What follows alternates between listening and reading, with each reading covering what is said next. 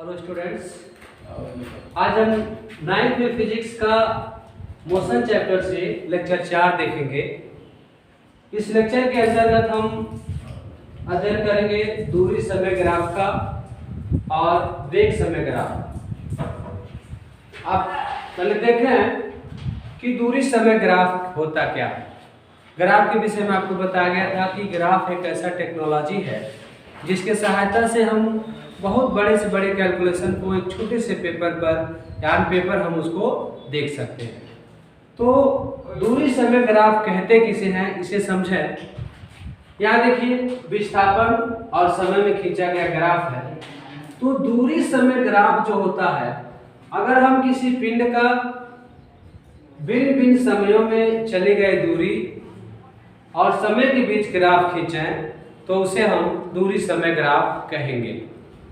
मतलब यह हुआ कि अगर हम किसी पिंड का भिन्न भिन्न समयों में उसके द्वारा तय किए गए दूरी और समय के बीच ग्राफ खींचें तो वो ग्राफ कहलाएगा दूरी समय ग्राफ। दूरी समय ग्राफ का जो ढाल होता है, जो प्रवणता होता है, उसके सहायता से पिंड का चाल ज्ञात किया जाता है। पिंड का चाल या वेग ज्ञात किया जाता है। तो ध्यान दें, यहाँ पर इस ग्राफ को देखिए और इस ग्राफ की सहायता से हम कुछ निष्कर्ष निकालेंगे। हमने देखा कि अगर किसी पिंड का भिन्न भिन्न समय में उसकी स्थिति और जो भी भिन्न भिन्न समय में उसकी स्थिति है, उसकी स्थिति और समय के बीच जो हम ग्राफ खींचेंगे वही दूरी समय ग्राफ हो जाएगा। यहाँ पर ध्यान से देखिए, ये एक्स अक्ष है और ये वाई अक्ष है।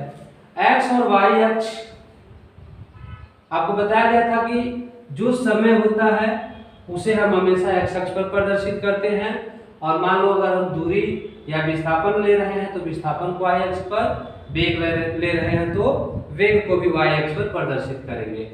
तो यहाँ देखिए समय को सेकंड में लिया गया है और विस्थापन को मीटर में लिया गया है। भिन्न भिन्न समयों में पिंड की स्थिति का अध्ययन यहाँ पर किया गया है। तो ध्यान से देखेंगे, पहले 10 सेकंड में पिंड ने 20 मीटर की दूरी तय किया। यहाँ देखेंगे प्रारंभिक में यानी प्रारंभ के 10 सेकंड में पिंड ने 20 मीटर की दूरी तय किया है। यहाँ पर देखें O से A तक जो है वो 20 मीटर की दूरी है। उसके बाद 10, 20, 30 सेकंड तक वह पिंड क्या है, रुका हुआ है। यहाँ से देखिए A से B तक जो ग्राफ है वो एक्स अक्ष के समांतर है। एक्स अक्ष के समांतर जब देखिए यहाँ पर 10 सेकंड में उसने 20 मीटर की दूरी तय किया है, तो ग्राफ O से A की तरफ अर्थात y अक्ष पर इंक्रीज किया है, बढ़ा है। और जब वो A से B तक देखेंगे तो x अक्ष के पैरेलल है, अर्थात वो रुका हुआ है। पिंड क्या है, रुका हुआ है। तो जब पिंड रुका रहता है तो ग्राफ ऊपर इंक्रीज नहीं करता है। तो 10 सेकंड से 30 सेकंड के बीच पिंड क्या है, रुका हुआ है। और अगले आप देखेंगे 20 सेकंड से 50 सेकंड के बीच वो पिंड घटते हुए गति, मतलब घटते हुए चाल से गति किया है, अर्थात विपरीत दिशा में गति किया है। तो यहाँ पर हम अगर देखें तो जो दूरी समय ग्राफ होता है, दूरी समय ग्राफ की जो प्रवणता होती है उसके प्रवणता से पिंड का चाल ज्ञात किया जाता है। तो यहाँ पर अगर हम एक चीज का ध्यान दें, इसे हम हटा रहे हैं। देखिए यहाँ पर ध्यान देंगे, दूरी समय ग्राफ की ढाल से पिंड का वेग ज्ञात किया जाता है, ज्ञात किया जाता है। ध्यान देंगे इस बात का। वेग समय ग्राफ का जो ढाल होता है उसके सहायता से पिंड का वेग ज्ञात करते हैं। तो हम जानते हैं कि जो वेग होता है वो विस्थापन बटे समय का अंतर होता है। तो यहां पर अगर देखें आप तो पहले 10 सेकंड के दौरान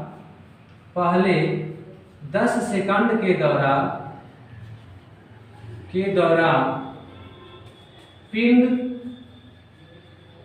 का वेग, देखिए पहले 10 सेकंड के दौरान जो पिंड का वेग है वो क्या हो जाएगा, विस्थापन बटे समयांतराल। आपको पता है विस्थापन किसे कहते हैं, किसी भी पिंड के प्रारंभिक और अंतिम स्थितियों के बीच का जो अंतर होता है वही विस्थापन कहलाता है। तो देखिए शुरू में वो पिंड बिंदु O पर था और 10 सेकेंड में वह कहां चला गया है, 20 मीटर की दूरी तय कर लिया है। ये जो दिख रहा है ये सब मीटर में है, ये मीटर में है। तो यहां पर 10 सेकेंड में वो 20 मीटर की दूरी तय किया है। तो हम विस्थापन निकालेंगे तो 20 माइनस 0 अपान समयांतराल निकालेंगे तो 10 माइनस 0 हो जाएगा। 10 माइनस 0 तो हमें 20 बटा 10 मिलेगा जो कि 2 मीटर पर सेकेंड हो जाएगा। यानी पहले 10 सेकेंड के दौरान आप देखेंगे, पहले 10 सेकेंड के दौरान पिंड OA दूरी तय किया है और इस दौरान उसका जो वेग है वो कितना है, 2 मीटर पर सेकेंड है। अब आप देखें अगले 10 और 10 20 यानी 10 और 10 20 सेकेंड के दौरान उसने कितना विस्थापन तय किया है, कोई विस्थापन तय नहीं किया है। इस समय उसका वेग अगर आप निकालते हैं तो ध्यान से देखेंगे, यहां देख सकते हैं आप 10 से 30 सेकेंड के दौरान, 30 सेकेंड के दौरान पिंड का वेग देखेंगे तो देखिए विस्थापन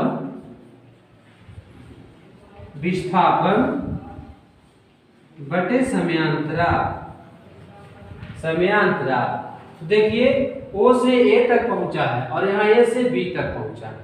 तो A से B एक ही रेखा में है, इट मीन्स A का भी विस्थापन 20 मीटर और B का भी विस्थापन 20 मीटर।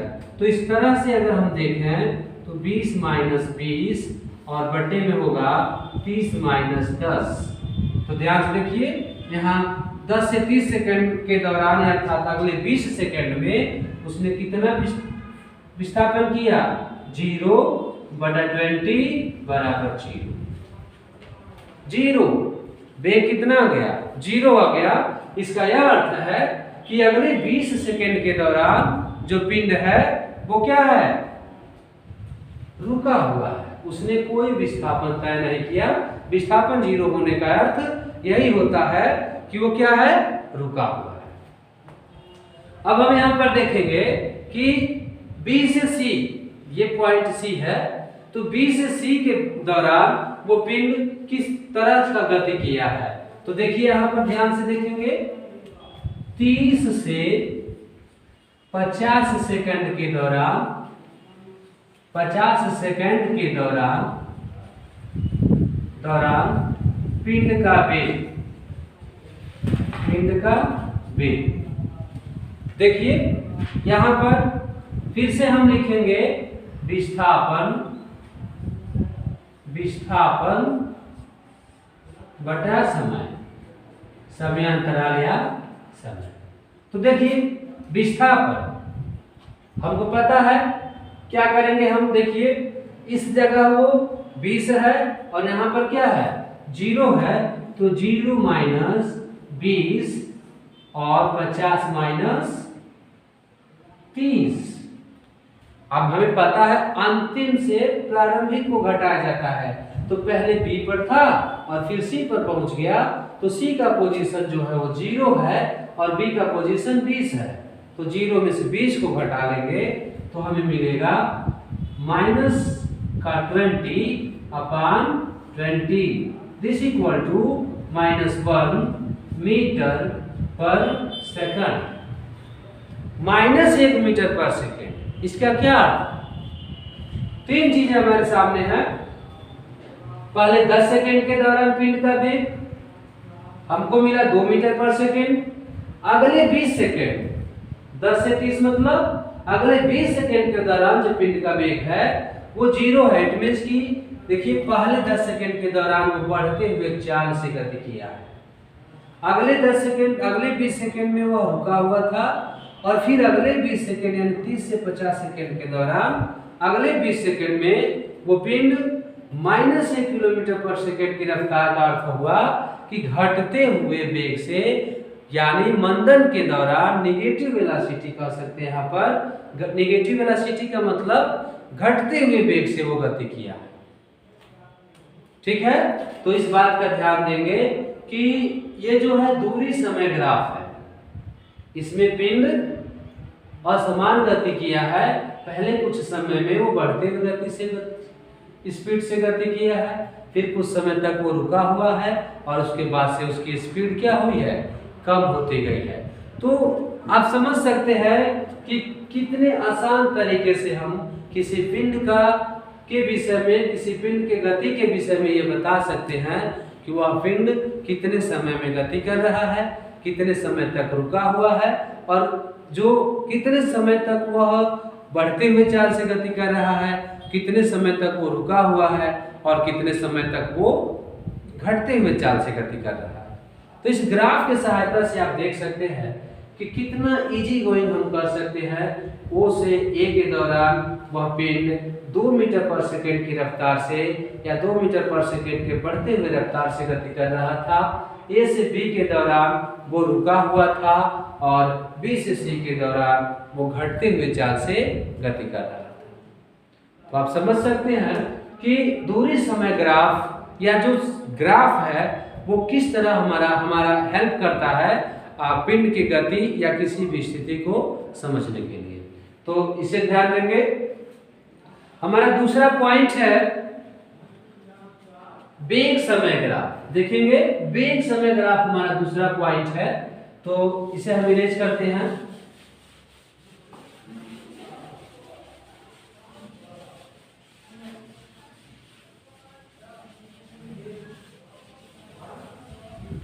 हमारा दूसरा पॉइंट है वेग समय ग्राफ। ध्यान से देखना, वेग समय ग्राफ देखेंगे।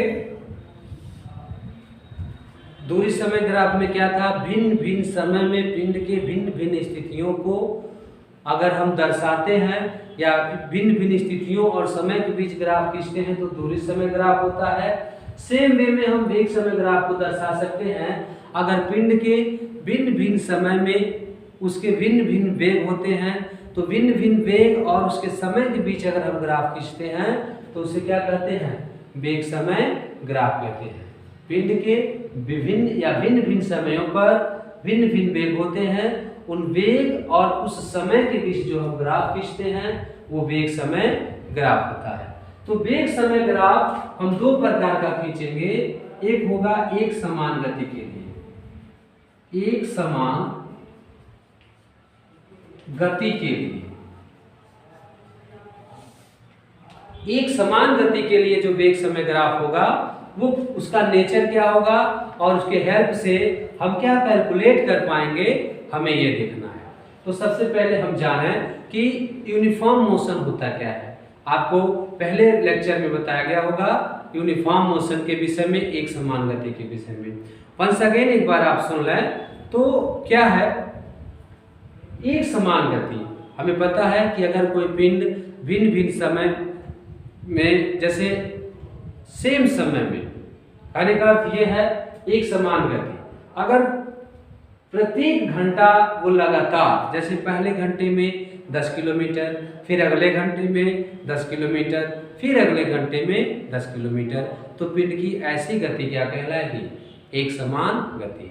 अगर समान समय में पिंड समान गति तय करता है तो उस पिंड की गति एक समान गति यूनिफॉर्म मोशन कहलाती है। तो जब पिंड एक समान गति कर रहा होता है तो उसके ग्राफ का नेचर कैसा होता है, उसके ग्राफ की प्रकृति कैसी होती है, और उस ग्राफ के हेल्प से हम किस अभिलक्षण को प्राप्त करते हैं, यही देखना है।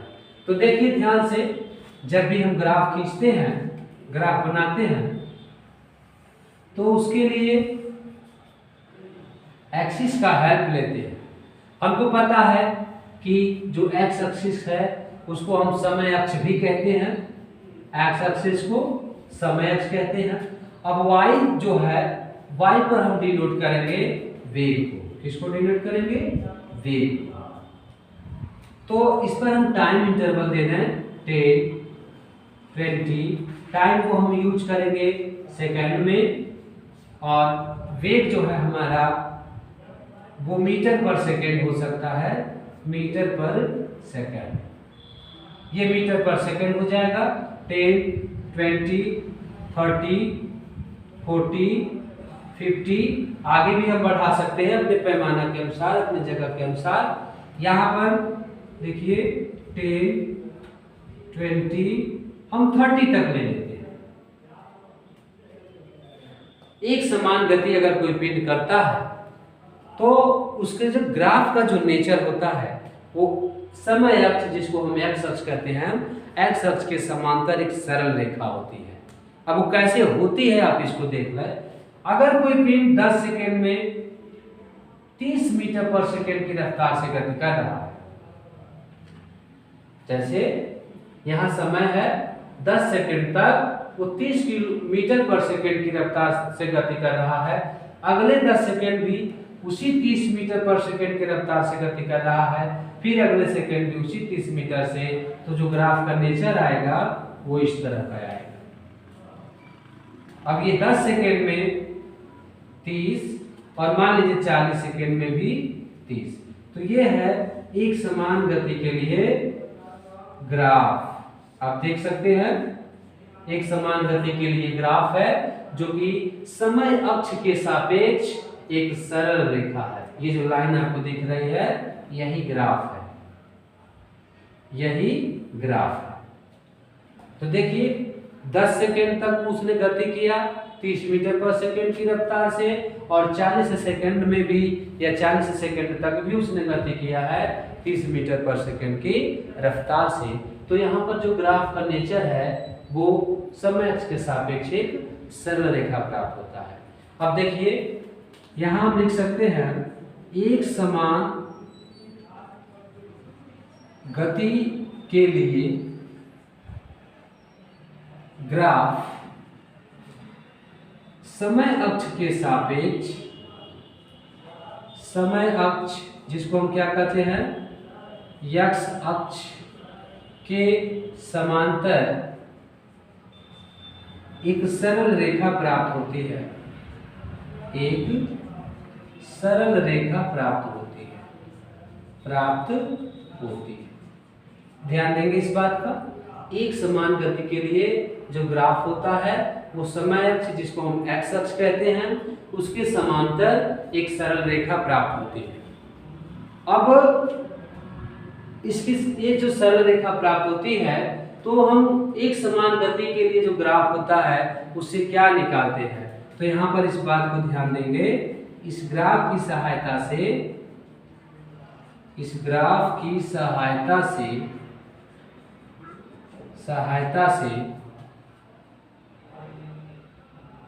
पिंड का विस्थापन ज्ञात किया जाता है, पिंड का विस्थापन ज्ञात किया जाता है। विस्थापन या आप दूरी समझ सकते हैं, ज्ञात किया जाता है। पिंड ने कितना विस्थापन तय किया या कितना दूरी तय किया, ये चीज हम ज्ञात करते हैं इस ग्राफ की सहायता से।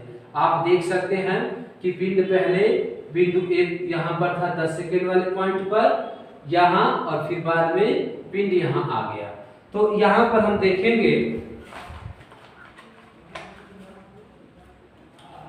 यहाँ पर देखिए, मान लीजिए कि हम इसका इस्तेमाल ना करके अगर कुछ इस तरह का इस्तेमाल करें, ऐसे देखिए यदि डेल्टा टी समयांतराल में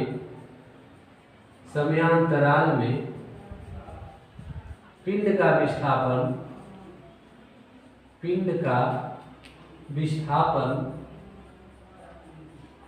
डेल्टा एस हो तो अगर आप ध्यान से देखें तो डेल्टा टी समयांतराल में अगर पिंड का विस्थापन डेल्टा एस हो तो आप देखें वेग बराबर क्या होता है। वेग बराबर होता है विस्थापन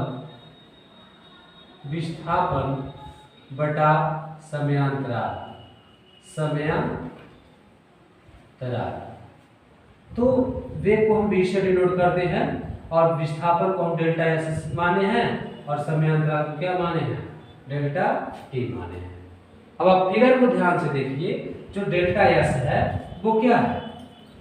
अगर आप देखेंगे तो डेल्टा एस यहाँ से यहाँ तक मिलेगा और समयांतराल यहाँ से यहाँ तक। तो यहाँ से देखिए delta S equal to v into आपको डेल्टा टी मिल जाएगा, क्योंकि यहाँ पर वेग है और यहाँ पर समय है और जो ये क्वांटिटी हमें दिख रही है वो विस्थापन की है, दूरी की है। तो यहाँ पर विस्थापन बराबर वेग गुणे समय। तो वेग को अगर आप ध्यान से देखें v इंटू डेल्टा टी के जगह पर इतना माइनस इतना कर सकते हैं। अगर हम इस पॉइंट को सपोज डेट की t2 मान लें, इस पॉइंट को हम t1 मान लें, तो ये जो डेल्टा टी है t2 माइनस t1 हो जाएगा और जो डेल्टा एस है वो हमें फाइंड करना है और v हमारा ये है। तो ध्यान से देखिए, इस पॉइंट को अगर हम a और b मान लें तो हमें डेल्टा एस के जगह पर मिलेगा v माइनस ए इंटू t2 माइनस t1। तो b माइनस ए को हम ba भी लिख सकते हैं, b माइनस ए को हम क्या लिख सकते हैं, ba into t2 minus t1। अगर आप देखें तो ba into t2 minus t1 क्या हो रहा है, सॉरी ये वेग है तो यहाँ पर सॉरी यहाँ पर o दर्शा लीजिए, यहाँ पर a दर्शाया गया है o t1 t2, तो ये थोड़ा सा मिस हो रहा है। v के जगह पर हम a t1 दर्शाएंगे और डेल्टा टी के जगह पर हम चाहे तो t2 माइनस t1 दर्शा देंगे। यहाँ पर a t1 ये डिस्टेंस शो कर रहा है और t2 t1 ये डिस्टेंस शो कर रहा है। तो यहाँ पर जो फिगर आपको दिख रहा है a t1 into t2 minus t1, इसको आप लिख सकते हैं आयत AB t2 t1 का क्षेत्रफल। यानी इस ग्राफ की सहायता से जो पिंड का विस्थापन होता है वो इस ग्राफ के क्षेत्रफल के बराबर होता है, अर्थात इस आयत के क्षेत्रफल के बराबर होता है। तो ध्यान देंगे कि जो वेग समय ग्राफ होता है उसमें एक समान गति के लिए जो वेग समय ग्राफ होता है वो समय अक्ष के समांतर एक सरल रेखा प्राप्त होता है और इस ग्राफ की सहायता से हम पिंड का विस्थापन ज्ञात करते हैं और वो विस्थापन इस ग्राफ के क्षेत्रफल के बराबर होता है। और निश्चित तौर पे यह ग्राफ आयत या वर्ग होगा, तो आयत होना चाहिए, आयत है तो आयत के क्षेत्रफल के बराबर होगा। अब जिस तरह का फिगर आपको दर्शाया गया है, जिस t1 t2 ab और अंक अगर आप देख रहे हो, यहाँ पर हमने 10 को रिप्रेजेंट किया था, 20 10 और 20 30 40 50 और यहाँ पर 10 20 30 है। तो अगर ये दिख रहा आपको तो यहाँ पर ऐसे देखिए 40 में से 10 को घटा देंगे और ये आपके पास 30 है, तो 30 गुणे 40 माइनस 10 कर दें अगर आप, तो आपको 30 गुणे 30 बराबर 900 मीटर आंसर मिल जाएगा। यानी पिंड कितना मीटर विस्थापित हुआ है, 900 मीटर। तो एक समान गति के लिए ये वेग समय ग्राफ था, इसे ध्यान देंगे। अब हम देखेंगे दूसरा असमान, जिसको त्वरित गति कहते हैं, त्वरित गति के लिए।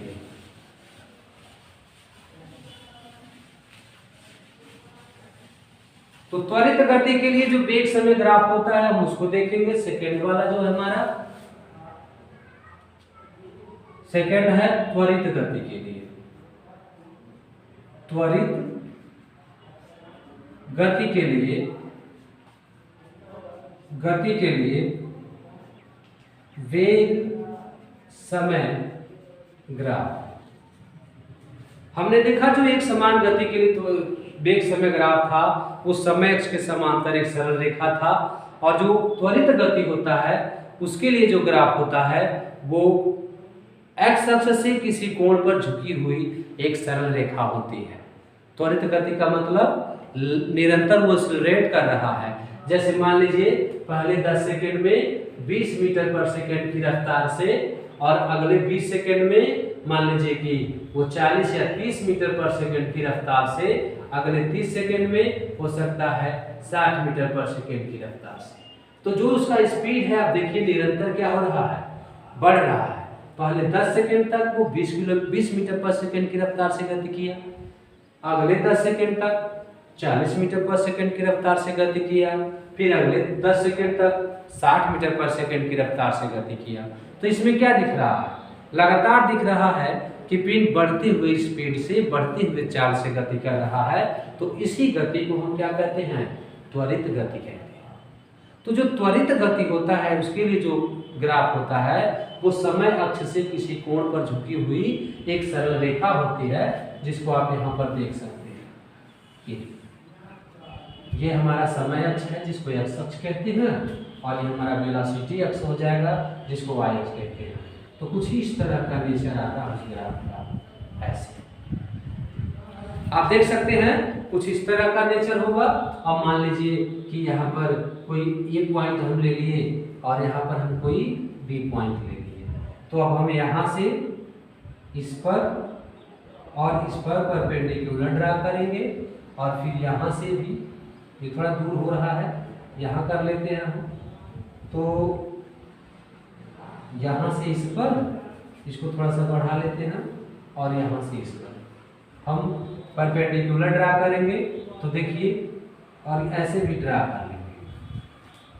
तो ये जो लाइन हमको दिख रही है, ये लाइन देखिए समय अक्ष के साथ किसी कोण पर झुकी हुई एक रेखा है। तो ये जो एरिया आपको दिख रहा है,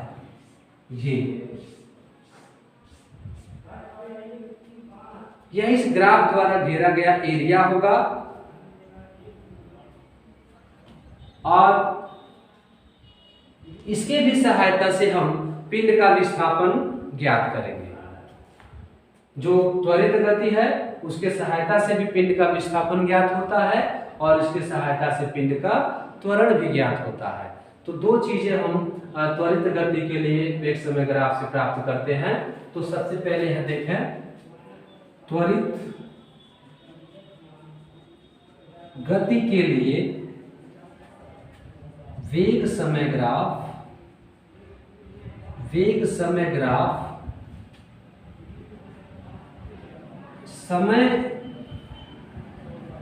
समय अक्ष, जिसको हम एक्स अक्ष कहते हैं, समय अक्ष से किसी कोण पर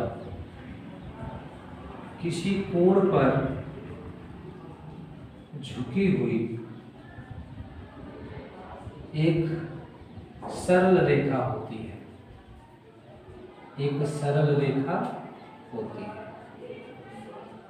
इसे ध्यान देंगे कि त्वरित गति के लिए जो वेग समय ग्राफ होता है उसके सहायता से जो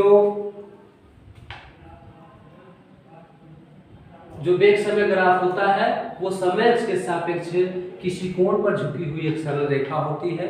और देखिए इसकी सहायता से, यहाँ देखिए इस ग्राफ की सहायता से पिंड का विस्थापन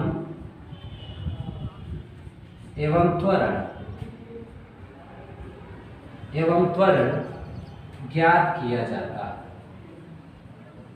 ज्ञात किया जाता है। सपोज करिए कि ये वेग v1 है और ये वेग v2, ठीक है। तो अब कैसे ज्ञात किया जाता है इसको हम देखेंगे। तो थोड़ा सा हम इसको इरेज करते हैं।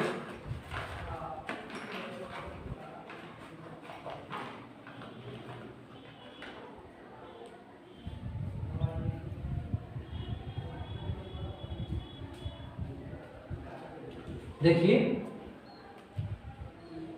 अब हम यहाँ पर इसको हटा देते हैं और यही हम देख लेते हैं इसको विस्थापन कैसे ज्ञात करते हैं। विस्थापन ज्ञात करना, तो यह हम मान लीजिए ए है, इसको बी मान लीजिए, इसको सी मान लीजिए, सारे ए भी दे दिया गया है, इसका कोई और नाम दे देते हैं ए डैश, इसको कर दीजिए बी डैश और ये हो जाएगा सी।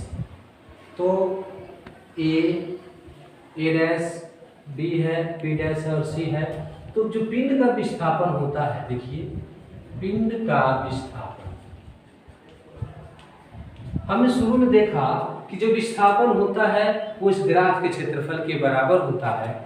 तो हमारे पास देखिए विस्थापन बराबर हो जाएगा त्रिभुज, देखिए त्रिभुज ए डैश बी डैश सी, ए डैश बी डैश सी का क्षेत्रफल प्लस आयत या आकृति लिख सकते हैं ए डैश, ऐसे लिखिए A B C A dash या ए डैश सी ए बी का क्षेत्रफल जी। तो ध्यान से देखिए त्रिभुज का क्षेत्रफल होता है 1/2 बेस इंटू हाइट प्लस आयत का क्षेत्रफल होता है लंबाई गुणे चौड़ाई, ऐसे कुछ भी लिख सकते हैं आप। ये लंबाई है, ये भी लंबाई है, ये चौड़ाई है, ये भी चौड़ाई है, हम दोनों में से किसी एक का प्रयोग कर लेंगे। तो यहाँ पर देखिए अब हम वैल्यू फुट निकालेंगे ए डैश सी, क्या ये हमारा ए डैश सी है, इसमें से इसको घटाकर मिल जाएगा 1/2। यहाँ पर इसका मान हम लोगों ने कुछ लिखा नहीं है तो हम ए डैश सी को ए डैश सी रहने दे सकते हैं और गुणे B C, B dash C में देखिए v2 माइनस v1 आएगा हमारे पास, v2 माइनस v1 आ जाएगा और प्लस में ये ए डैश सी इंटू ए डैश सी और सी भी यहाँ पर है। तो ये ए डैश सी को अगर हम टाइम से ध्यान दें तो यहाँ पर लिख सकते हैं t2 माइनस t1 और फिर यहाँ पर v2 माइनस v1 हो जाएगा और प्लस में ए डैश सी को हम पुनः लिख लेंगे t2 माइनस t1 और bc जो हमारा है वो हो जाएगा v1 माइनस 0। देखिए bc चाहे cb जो कुछ भी कहेंगे वो v1 माइनस 0 हो जाएगा। तो अगर ये सब कुछ हमको अंक में पता हो तो अंक में पता रहेगा तो हम आसानी से इस पिंड का विस्थापन निकाल लेंगे। ध्यान दीजिए अगर यहाँ पर हम कोई न्यूमेरिकल वैल्यू ले लें, यहाँ पर हम कोई न्यूमेरिकल वैल्यू ले लें तो इजी गोइंग हम इस पिंड का विस्थापन ज्ञात कर सकते हैं। तो ये चीज ध्यान देंगे। और दूसरा है हमारा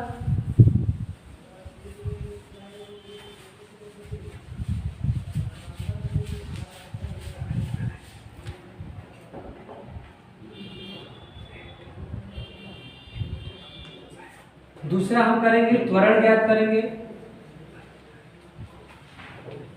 अगर हम त्वरण ज्ञात करते हैं तो त्वरण होता क्या है? त्वरण बराबर होता है वेग परिवर्तन अपान समयांतराल। तो वेग में परिवर्तन आपने देखा v2 माइनस v1 का हुआ और समयांतराल आपने देखा t2 माइनस t1 का हुआ। थोड़ा सा फिगर के नेचर को एक बार और अगर आप देखें, इस तरह से फिगर आपको बनाकर दिखाया गया था, ऐसे करके ये मान लीजिए V1 है और इसे मान लेते हैं कि V2 है, और ये हमारा T1 और ये हमारा T2। तो देखिए ये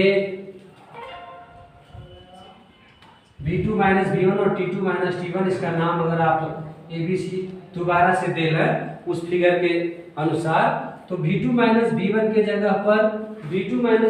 जगह पर ये पॉइंट आपको दिख रहा है, ये वाला देख सकते हैं, ये V2 माइनस V1 है, और यहाँ अगर आप निकालेंगे तो ये T2 माइनस T1 है। तो इसके जगह पर आप लिख सकते हैं BC और इसके जगह पर लिख सकते हैं AC। तो BC अपान AC को हम रेखा AB का ढाल कह सकते हैं। रेखा AB का ढाल का मतलब झुकाव होता है। तो इस तरह से हम वेग समय ग्राफ के सहायता से पिंड का देखा आपने, एक बार हमने विस्थापन प्राप्त किया और एक बार हमने त्वरण ज्ञात किया। तो इस तरह से मोशन का जो थ्योरी पार्ट है वो समाप्त होता है। अब हम अगले लेक्चर में इससे संबंधित न्यूमेरिकल्स देखेंगे। थैंक्स।